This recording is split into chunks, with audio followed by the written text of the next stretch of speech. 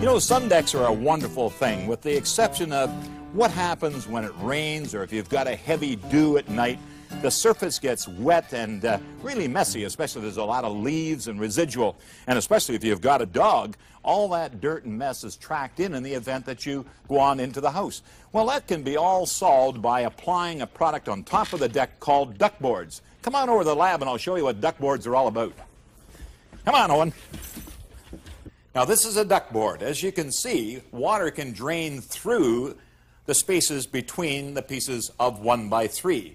Now, what I've done here, I've used my unique workbench by using the cavities for dropping in some pieces of the 1x3 for stops. And that allows me to push my pieces up against it. These are all individual pieces.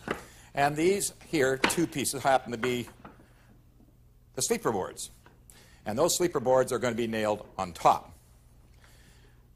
Now, you can see at the end here, I've nailed in place a piece of 1x3 just to bring all the ends up nice and tight, giving me the calibration as far as a nice flush end all the way through.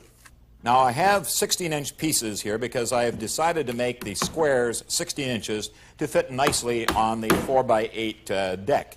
Now, the 1x3 slats, I have them down on the bottom. That's the 6 pieces. And then the sleeper boards on the top, because I'm going to nail down through the sleeper boards into the slats using 1.25" galvanized nails. Now, I'm using an open-end wrench for a spacer. The reason why that is most people have a set of wrenches at home, and they're about 3/16 of an inch in thickness, and a good solid block to use between for spacing. Well, let's take them over and see how they look.